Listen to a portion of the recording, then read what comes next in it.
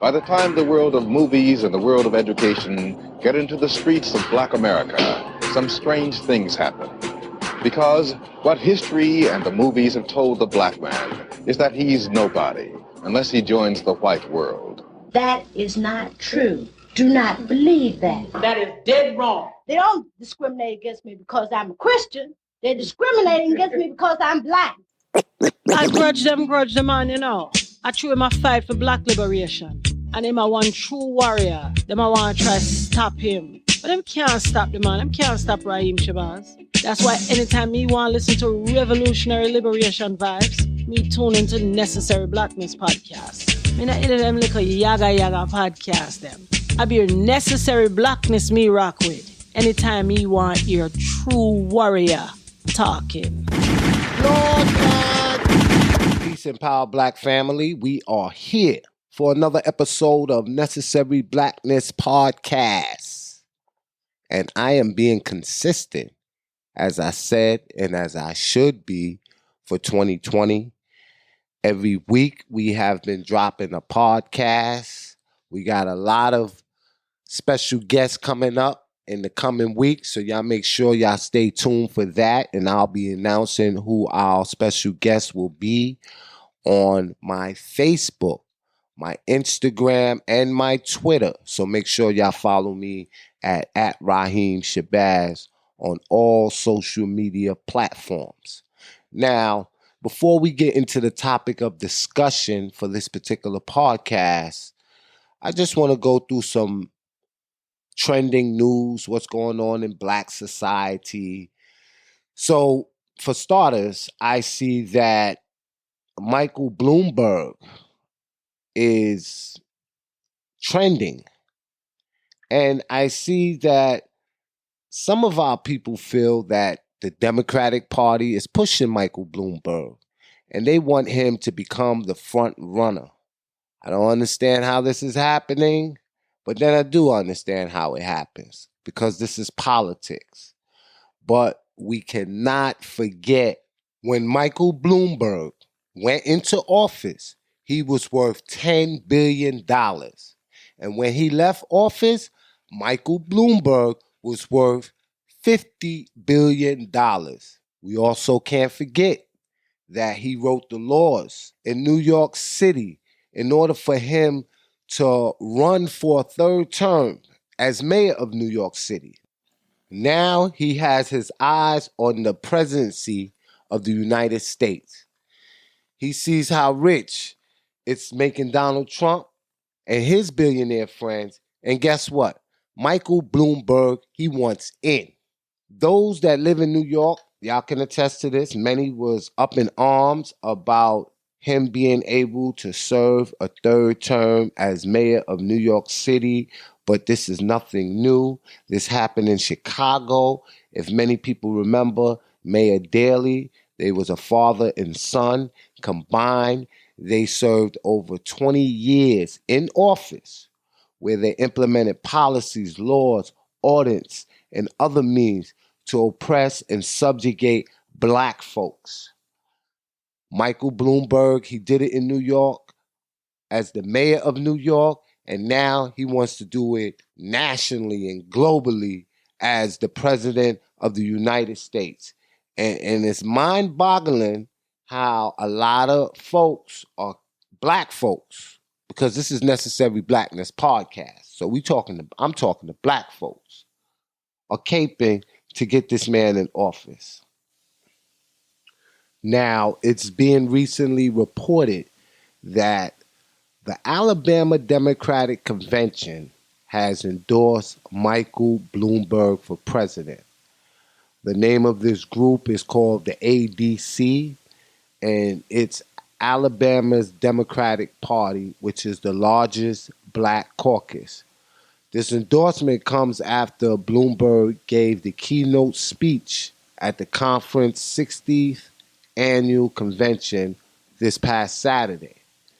But the ADC is not the only organization or individual that is receiving money from Bloomberg.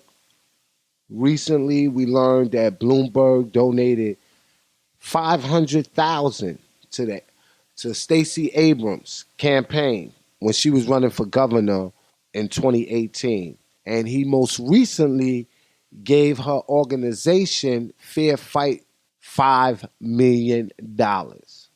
So this man is pretty much buying his way to the presidency of the United States. And he has more money than any Democratic candidate that is on the ticket to become president. Let me say that again. This man has more money than any Democratic runner for president combined. So all them individuals you see on stage at the debate, he got more money than all of them. So they know that Trump has a war chest of money, and they need somebody to compete with him. So that's why the Democratic Party, the Black Caucus, is pushing for Michael Bloomberg. Bernie Sanders is the most popular, and he's winning in the polls, but he doesn't have the war chest. He doesn't have the money. Michael Bloomberg is Donald Trump 2.0. He's not even a Democrat. He was a Republican. Now he's a Democrat.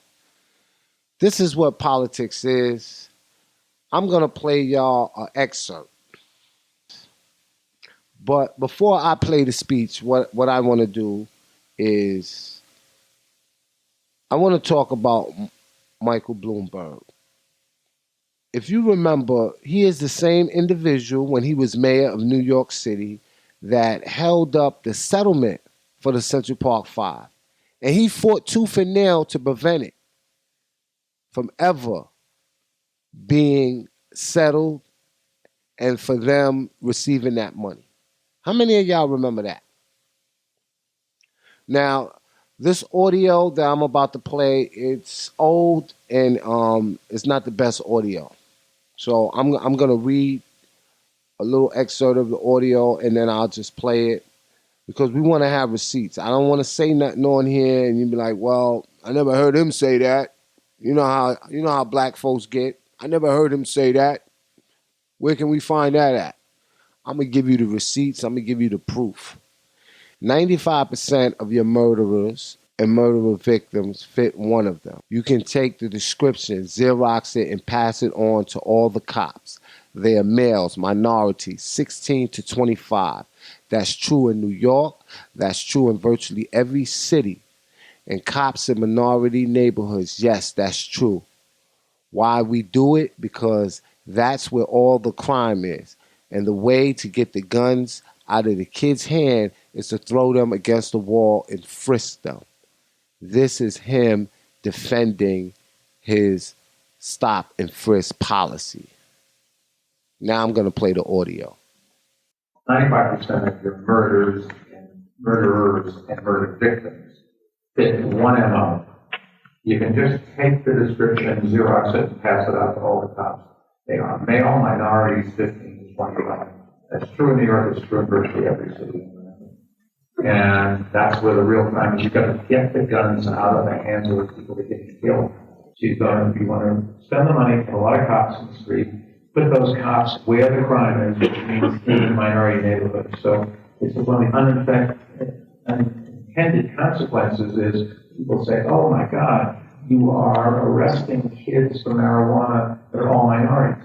Yes, that's true. Why? Because we put all the cops in the minority neighborhoods. Yes, that's true. Why we do it? Because that's where all the crime is. And the way you get the guns out of the kids' hands is to throw them against the wall and frisk them. And then they say, oh, I don't want that. I don't want to get caught, so they don't bring the gun. They still have a gun, but they leave it at home. So his rationale for stop and frisk is to put more cops in minority neighborhoods because that's where the crime is. Now, everybody knows in suburbia America, there is just as much crime. The only reason why they don't get caught, because it's not heavily policed. There's more drugs in these white high schools than there is in black high schools. They don't search the lockers. They don't stop and frisk them. white people do more drugs than blacks. But it looks like we're the ones that do the drugs, we're the ones that sell the drugs. Because you have policies like this that are concentrated in our neighborhoods. And then you get the narrative painted on 6 o'clock news. But that's not it with Michael Bloomberg. They just keep saying, oh, it's a disproportionate percentage of a particular ethnic group. That may be, but it's not a disproportionate percentage of those who witnesses and victims describe as committing the murder. In that case, incidentally, I think we disproportionately stop whites too much and minorities too little. That was Michael Bloomberg in his own words. He has since apologized for implementing stop and frisk, and to some, that is good enough. But that doesn't factor in the harm that was done to the hundreds of thousands of families affected by these draconian laws that was implemented in New York City that affected Black and Latino youth and adults. Because it wasn't just the youth. If you was Black between the age of 18 and 25, you was being stopped disproportionately to any other race or ethnic group. There's a report out that said some individuals were stopped 2 and 3 times, and 85 to almost 90% of the time, they did never find a weapon, no drugs, and they were simply let go. So if you take the entire population of Blacks and Hispanics in New York City, the number of people that was stopped is more than the population. That's crazy. But what we're going to do is we're going to go to a quick commercial break, and then we're going to talk about this movie that everybody have been talking about, Who Killed Malcolm X. Stay tuned, family. This is Necessary Blackness Podcast, and I am your host, Rahiem Shabazz. Wingy Apparel is the latest fly and revolutionary streetwear to hit the market. Wingy is the outfitters of freedom fighters everywhere. Wingy is a Swahili word that means abundance. No one has ever gone broke by giving. So if you have it in abundance, sharing is better than receiving. Follow us on Instagram at Wingy Apparel. That's at WINGIAPPAREL. Check out MCJ, musicculturejournalism.com. Hip-hop is a global movement, reaching all aspects of music, culture, and journalism. MCJ is the premier destination for culture-driven video and editorial content around the country. Check out musicculturejournalism.com. Log on today. Elementary Genocide provides a critical expose of mass incarceration, the war on drugs, and the connection between slavery, capitalism, and the prison industrial complex. Visit our website at www.elementarygenocide.com. Now available, Elementary Genocide, the School to Prison Pipeline. Elementary Genocide 2, the Board of Education versus the Board of Incarceration. And the newest release, Elementary Genocide 3, Academic Holocaust. Log on today to purchase your very own 3-set docuseries. Ladies and gentlemen, we are back from our quick commercial break. And in this segment of the podcast, we are going to talk about the Netflix documentary, Who Killed Malcolm X. And it has been 55 years since the murder of Malcolm X, and there will be a reinvestigation since the documentary came out.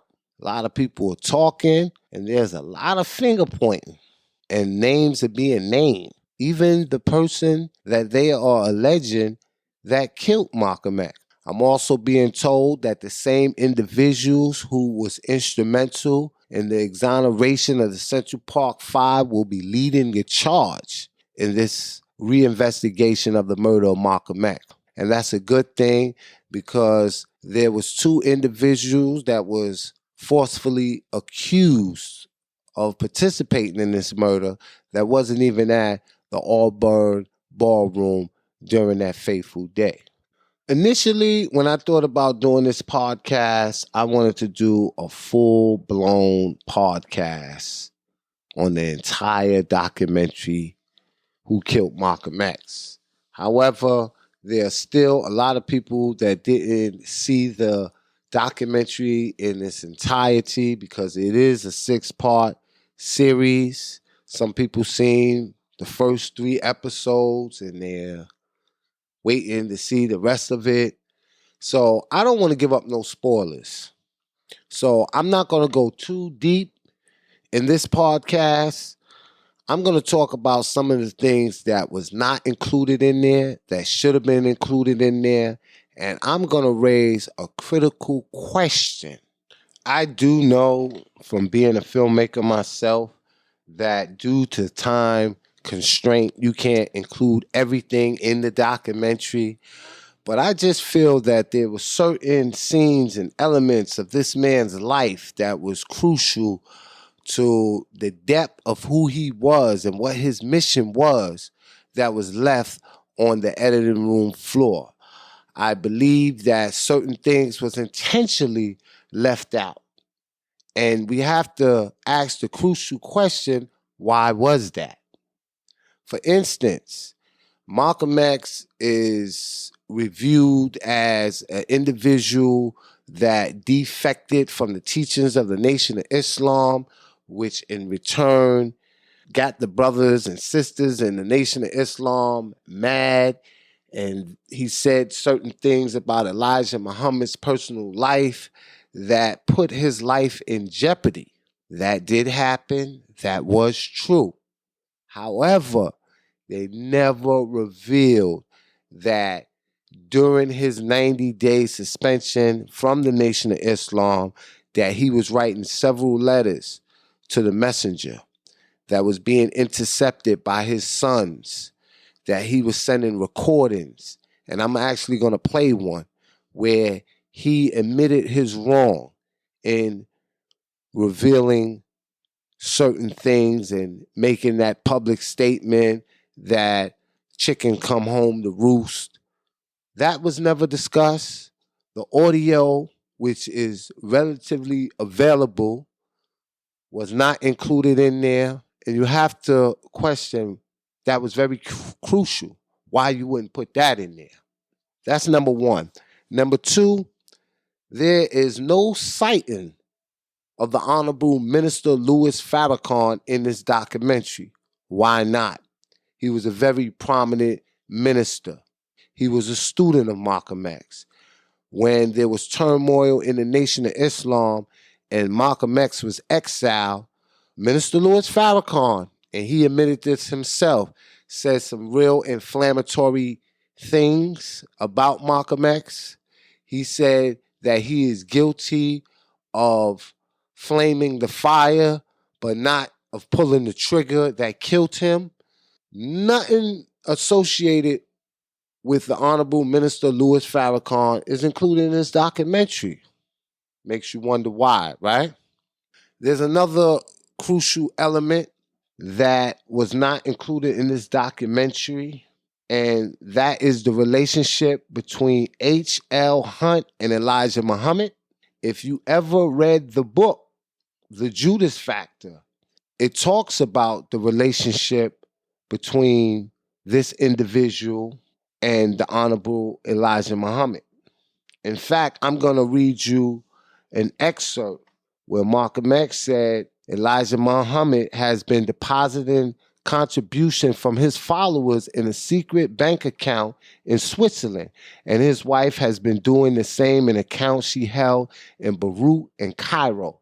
Although the Nation of Islam received hundreds of thousands of dollars in donation each year, Malcolm said, the accounting books he examined in the messenger's office revealed the Nation of Islam was spending far more cash than their followers was contributing.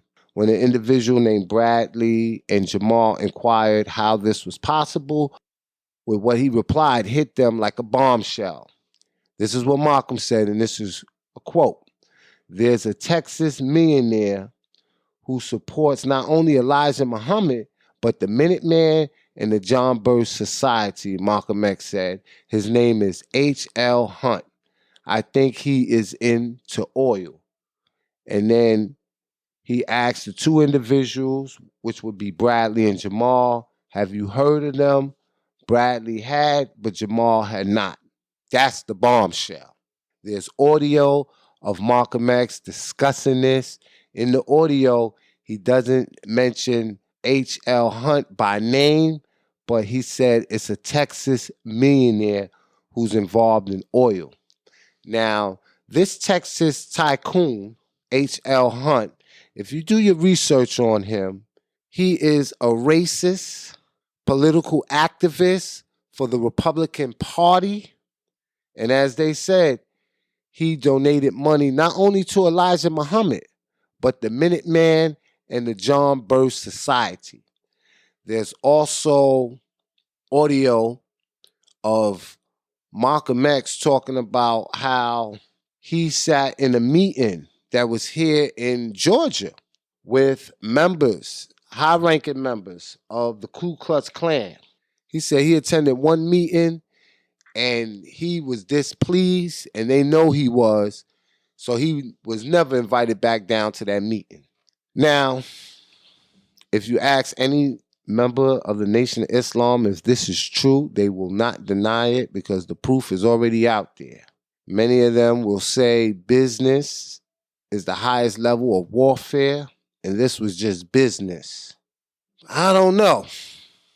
If you're talking about being independent and building a nation of your own, you do not accept money from your open enemy. It was Elijah Muhammad, and I quote, who said, "It's your enemy's desire to keep your eyes in the sky and to control the land under our feet. So if the enemy is supplying you with money, then the enemy is the one that is controlling your destiny." So I don't understand how he can be receiving contributions from a racist white supremacist that's involved in oil by the name of H.L. Hunt.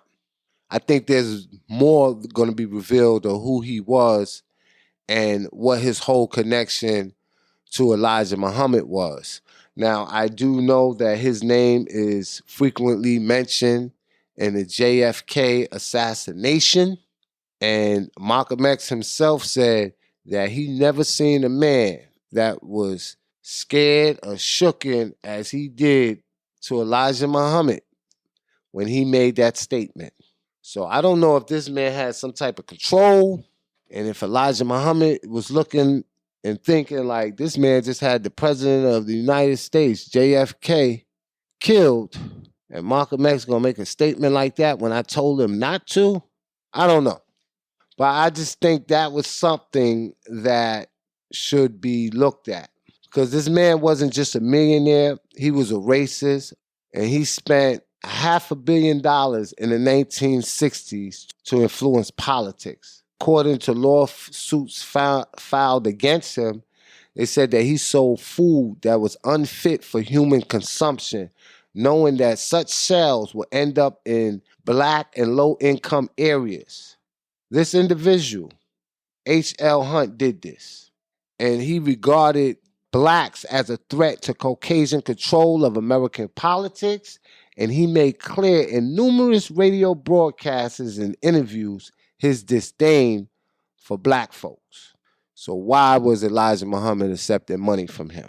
That's the question that needs to be asked, and I'm sure it's going to be answered very soon. Another key element that's missing from the film is when the mob stepped to Muhammad Ali and they told him he better throw the fight with Sonny Liston or they was going to break his kneecaps. And he went to Elijah Muhammad, and Elijah Muhammad told him to tell them they had kneecaps as well. That is one of the reasons Muhammad Ali joined the nation, because the nation offered him protection. Now, I'm not saying that once he was in the nation, he wasn't true to the tenets of Islam and he became a devoted Muslim, but it was the mob that really got him into the nation. And it was Malcolm X that brought him to the nation of Islam and brought him to Elijah Muhammad. See, there's three ways most people come into the movement for liberation. That's inspiration, admiration, and desperation. And Muhammad Ali, he was the champ in the ring, but he was desperate for some form of security from the mob, because during that time, the mob ran everything from the gambling spots to the number rackets to the casinos to the union jobs. So he was pretty safe under the umbrella of the Nation of Islam. Do your research, family. It's all out there. As promised, I am now going to play the audio from Malcolm X that he sent to Elijah Muhammad, confessing his shortcomings and apologizing for anything that he may have done that was disobedient to the messenger. These are the words of Malcolm X.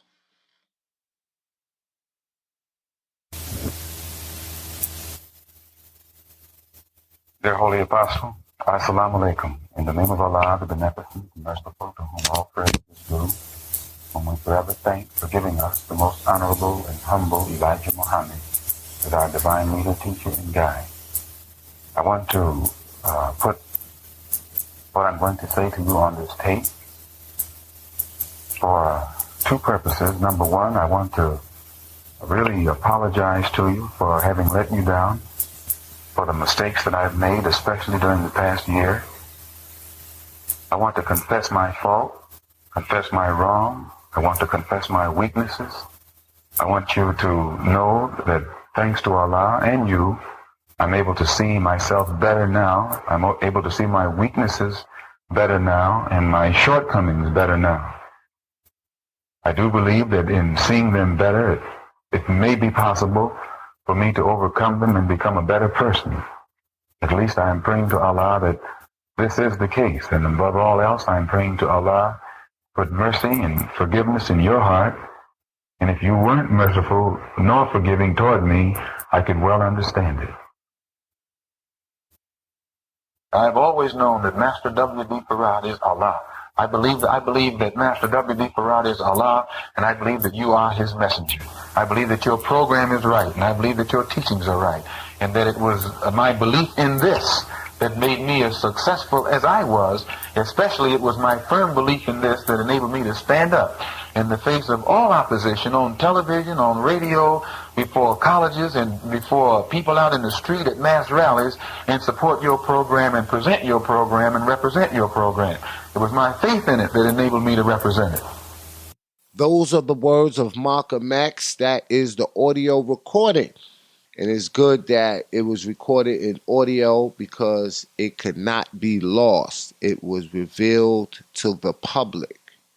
And that is an audio that is hardly ever talked about because they don't want you to know the true story of what was going on in Malcolm X's life, and that he was actually reaching out to the Honorable Elijah Muhammad. And if that audio would have been revealed and possibly reached the Honorable Elijah Muhammad, then maybe that fateful day would not have happened. So in closing, I want to give a shout out to Crump TV, the Fly Guy Podcast, and Knowledge Born of Do the Knowledge Radio. Those are three platforms that I had the privy of being on in the past week. Make sure you check those brothers out. So I want to close by saying that we all know that Malcolm X was the charismatic activist whose words continue to fuel black nationalist ideology, and he will always be looked upon as one of our greats. We will continue to celebrate him as we do on his birthday, and we will continue to uphold his values, his interests, and his principles for the man he was, and not what mainstream media presents him to be. They call him the most divisive black rights civil activist. Some called him a career criminal, but we know his life of crime didn't span more than 18 months before he went to prison, came out, and was transformed into the man we know him to be today. There are several organizations, family, that have adapted the principles of Malcolm X, and one of them is the Malcolm X grassroots movement, and others. I had an opportunity to work with them brothers and sisters from the Malcolm X grassroots movement with showing my documentary, Elementary Genocide, at, where was that at? That was at Georgia State College, right here in Atlanta. So I'm going to say peace and power, Black family. Make sure y'all tune in on Wednesday at 6 p.m. Also, be sure to go and subscribe to our YouTube page, Necessary Blackness Podcast. Peace and Black Power, family. I'm out of here. Tune in for the drop. I am Dr. Kira Taylor, and when I'm tired of listening to fake news, I will listen to some real news, and I will check into the Necessary Blackness Podcast with my friend Rahiem Shabazz. Rahiem Shabazz is one of my guys from way back, and you're now listening to his show, Necessary Blackness Podcast. Stay tuned. This is Akua of Cultivated Roots Media, and I choose to tune in to Necessary Blackness because staying connected to my blackness is very necessary. This is Shali. When I'm not in the gym, I'm checking my son out on his podcast. Make sure you check out Rahiem Shabazz. Yeah, this is Professor Ed Garnes. When I am not spreading liberation theology throughout my classrooms as an African-centered therapist, I am chilling with my homie, Rahiem Shabazz, on the Necessary Blackness Podcast. It's essential. Yo, that's what I'm talking about, man. You'll hear it here first. Now our feature presentation. This is Siraj, founder of the Man in the Mirror Project, hanging out with Rahiem Shabazz, all the way from the UK, representing that Necessary Blackness Podcast. Yo, what up? It is the Mohawk and Real Talk and Living Fully Business Fully Dave Anderson of the Business Fully Podcast. You know me when you see me. You heard me in these streets. If you haven't, that's just me breathing down your neck. You are listening to the Necessary Blackness Podcast with my brother, my homeboy, my main number one cousin from another oven, my man Rahiem Shabazz, man. Get in, get your mind right because it's necessary. Yo, what's up, y'all? This is the Lowrider Guru, Thomas T.J. Lofton from Compton, California. When I'm traveling around the world or I'm in the car, I got Necessary Blackness, the podcast on, checking out my man, Rahiem Shabazz. Peace, this is Zaza Ali, and when I am not studying the science of the universe and the laws of creation, I am listening to the big homie Rahiem Shabazz on Necessary Blackness. Make sure you support. Peace.